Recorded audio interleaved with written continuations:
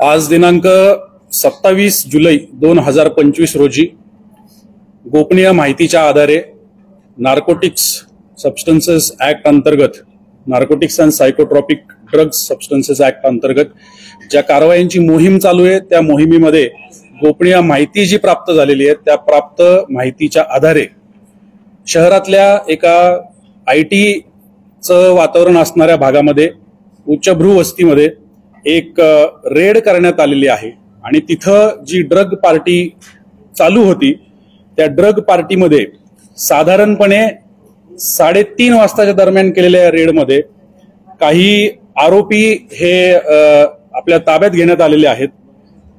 त्यांच्यावरती NDPS act अंतर्गत आपण गुन्हा दाखल केलेला आहे। त्या आरोपींची नावे ही खालीलप्रमाणे आहेत। प्रांजल खेवलकर वय 41, निखिल पोपटाणी, समीर सय्यद, सचिन भोंबे, श्रीपाद यादव, तसेच त्यामध्ये 2 महिला ईशा सिंग आणि प्राची शर्मा या देखील आढळून आलेल्या आहेत। त्यांच्याकडून वेगवेगळ्या पद्धतीचे हे साहित्य हस्तगत करण्यात आलेले आहे। यामध्ये जवळपास 2.7 ग्रॅमचा कोकेन सदृश्य पदार्थ, त्याचबरोबर 70 ग्रॅम गांजा सदृश्य पदार्थ, त्याचबरोबर 10 मोबाईल, 2 चारचाकी वाहने, हुक्का पॉटचा सेट, दारूच्या बाटल्या, बिअरच्या बाटल्या, हुक्क्याचे जे काही फ्लेवर असतात ते फ्लेवर, अशा प्रकारच्या गोष्टी त्या ठिकाणावरून आढळून आलेल्या आहेत। कारवाई जी आहे त्या कारवाईच्या अंती गुन्हा दाखल करण्यात आलेला आहे। NDPS act 8C, 22B, 21B, 27, तसेच कोटपा ऍक्ट आहे त्याच्यामधला 7(2) आणि 20(2) या अंतर्गत ही कारवाई करण्यात आलेली आहे। CR नंबर 154/25 हा खराडी पोलीस स्टेशन या ठिकाणी दाखल आहे।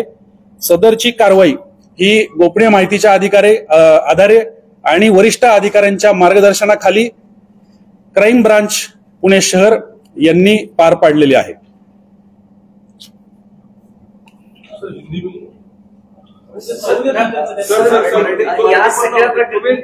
घराची झडती घेतली त्यांच्या खेवलकरांच्या, त्यात काही तुम्हाला आढळलंय का? पुढचा तपास पुढच्या काही गोष्टी ज्याबद्दल तुम्ही प्रश्न विचारत आहात तर याबाबत अद्याप पावेतो झालेल्या तपासामध्ये निश्चित काही कारवाया केल्या जात आहेत। त्या कारवायांच्या अंती त्याच्यात जे निष्पन्न होणार आहे त्या पद्धतीने पुढील तपास कार्यरत राहील। पुढच्या कारवाया ज्या आहेत या चालू आहेत, त्या तपासाच्या पद्धतीप्रमाणे पुढील कारवाया चालू राहणार आहेत। न्यायालयीन प्रक्रिया आहे, त्या प्रक्रियेमध्ये इतर बाबी ज्या आहेत त्या तपासाअंती उघडकीस येतील, त्या आपल्याला वेळोवेळी कळवण्यात येतील। त्याचबरोबर मेडिकल जे करायला लागतं ते मेडिकल देखील त्या ठिकाणी प्री अरेस्ट मेडिकल पूर्ण केलेलं आहे, त्याचे जे काही अहवाल असतील ते सुद्धा आपल्याला प्राप्त होतील। त्याच्या अंती अधिक काही निष्कर्ष येतील त्याच्याबद्दल देखील आपल्याला कळवण्यात येईल।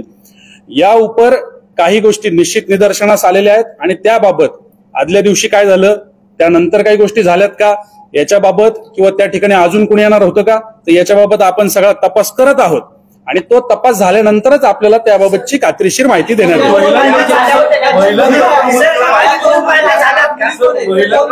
सगळं काही जे आहे हे तुम्हाला तपासा अंती कळवण्यात येईल। कुठलीही गोष्ट ही अधांतरी सांगण्यात येणार नाही। मी आतापर्यंत जे या ठिकाणी मांडले ते एक अधिकारी म्हणून, महाराष्ट्र पोलीसचा अधिकारी म्हणून अत्यंत जबाबदारीने प्रत्येक गोष्ट ही तपासाच्या अंती कागदोपत्री आल्यानंतर त्या गोष्टी तुमच्या समोर मांडलेल्या आहेत। त्या व्यतिरिक्त मी आता तुम्हाला कुठल्याही गोष्टी सांगू शकत नाही, कारण तपास हा चालू आहे। त्या तपासाच्या अंती तुमच्यापर्यंत ती माहिती पोहोचवण्याची जबाबदारी